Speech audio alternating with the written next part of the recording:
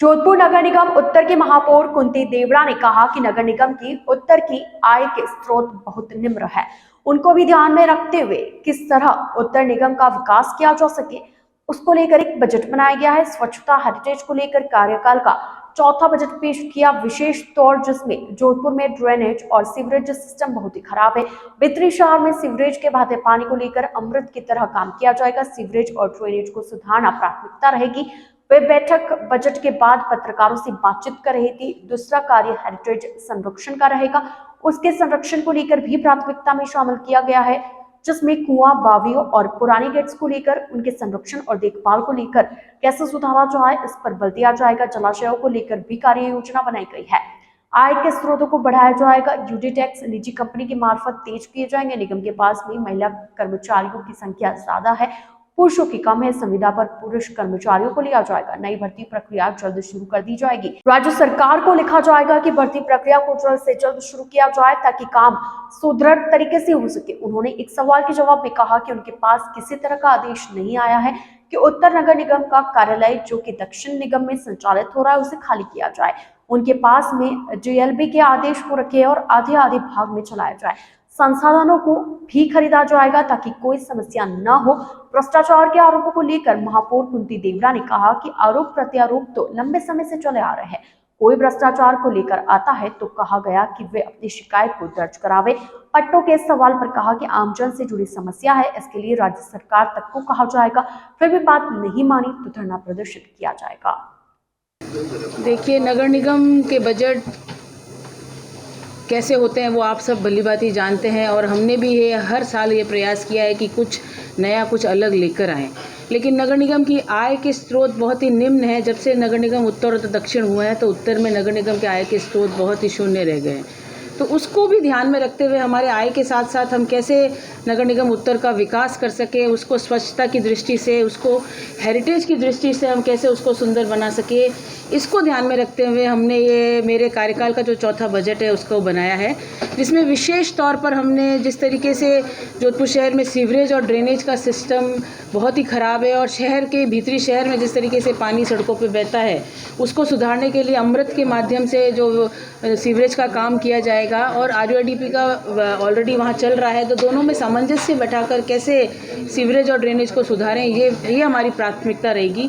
उसके बाद दूसरा कार्य रहेगा हेरिटेज संरक्षण का। जो हेरिटेज एरिया है उसमें हम कैसे उसका संरक्षण कर सकें और उसको और टूरिज़्म की दृष्टि से उसको कैसे बढ़ावा मिले, इसको ध्यान में रखते हुए हमने चाहे वर्टिकल गार्डन्स बनाने की बात हो, चाहे हमारे कुएँ बावड़ियाँ हैं उनको सुधारने की बात हो, या जो हमारे पौराणिक टाइम से चले आ रहे गेट है, चाहे सोस्ती गेट या महामंदिर के गेट हैं, उनको रंग रोगन करके या उनकी मरम्मत करके या उनको हेरिटेज लुक देकर कैसे उनको और आने वाले समय में उनको कैसे सुधार सके, ये हमारा प्राथमिकता से प्रयास रहेगा। और इसके साथ साथ ही जो हमारे जलाशय वगैरह हैं उनको भी हमने चाहे गोद दिया है या अलग अलग पीपीटी माध्यम से उनको हमने काम करने का प्रयास किया है ताकि उनका मेंटेनेंस आराम से हो सके और जो टूरिस्ट यहाँ आते हैं भीतरी शहर में वो उसका लाभ ले सकें।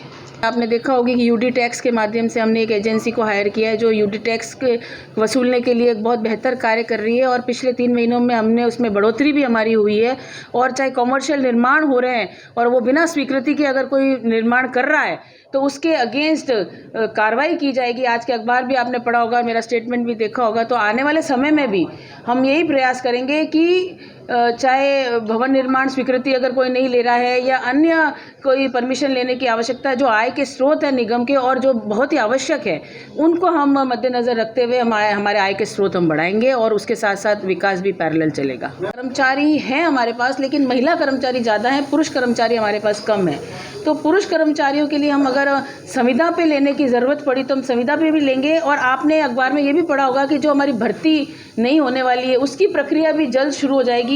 जो वर्तमान में सरकार है, राज्य सरकार, उसको भी हम चिट्ठी लिखेंगे कि इस भर्ती प्रक्रिया को जल्द से जल्द शुरू करा जाए ताकि जो बेरोजगारी है वो भी दूर हो और हमारे पास ये कर्मचारी भी आएँ ताकि काम सुदृढ़ तरीके से हो सके। नहीं, नगर निगम जोधपुर ये है और नगर निगम की बिल्डिंग उत्तर और दक्षिण दोनों की है। पूर्व में भी डीएलबी से हमारे पास आदेश आया था कि इसको आधे भाग में करके उत्तर और दक्षिण दोनों बराबर कमरों में इसको व्यवस्थित और प्रेम, भाईचारे और सद्भाव के साथ यहाँ काम करें। तो प्रेम और भाईचारा क्यों नहीं बन रहा है अभी तक? बिल्कुल भाईचारा है। आपको लड़ाई झगड़ा कहाँ नजर आया? कोई लड़ाई झगड़ा कहीं नहीं है। हर बार दक्षिण के बजट में ये बात हुई थी कि उत्तर को जो है जल्द कहा जाएगा। वो किसी ने अपनी बात रखी होगी तो ठीक है, कोई बात नहीं। ऐसा हमारे पास कोई राज्य सरकार से आदेश नहीं आया है कि इस भवन को खाली किया जाए। महापौर का प्रस्ताव पास हुआ था 31 मार्च तक आपको कहेंगे कि ये बिल्डिंग खाली कर दी जाए।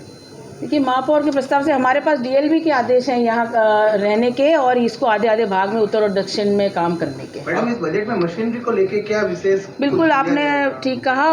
जो संसाधन की कमी है और जो निगम के खुद के संसाधन होने चाहिए, जो आज के समय में ठेके पर चल रहे हैं, चाहे ट्रैक्टर ट्रॉली की बात कहें, लोडर डंपर के हो या कॉम्पैक्टर्स की बात कहें, हम खुद ये ऐसे संसाधन खरीदेंगे ताकि हमें कई बार ठेकेदारी की लापरवाही की वजह से हमें उन पे समस्याओं का सामना झेलना पड़ता है, तो वो समस्या भी नहीं आए और हमारा काम सुचारू रूप से हो सके। बजट की कमी, एक जो आपने इस बार 100 करोड़ कम का बजट जो लिया है जी, क्या उससे विकास की गति पर ब्रेक नहीं लगेगी? देखिए, बजट कम इसलिए हुआ है कि पूर्व में हमारी सरकार थी और हमारा ये एक गाइडलाइन नियम होता है कि जो भी हम यहाँ बजट पारित करते हैं या उसके प्रस्तावों में जो हम लेते हैं तो वो कुछ उसका अंश हम सरकार को भी भेजते हैं ताकि वहाँ से हमें अनुदान मिल सके और उसको, तो इसलिए वो बजट कई बार बढ़ जाता है। इस बार हमें उम्मीद राज्य सरकार से इतनी थी नहीं और इसलिए हमने हमारे स्वयं की आय से और आने वाले समय में चाहे यूडी टैक्स या अन्य आयों के माध्यम से जो हमारी आय होगी उससे हम कितना विकास कर सकते हैं उस पर हमारा फोकस रहेगा। मैडम, ने भी भ्रष्टाचार का आरोप लगाया है, तो इस पे आप क्या कहना चाहेंगी?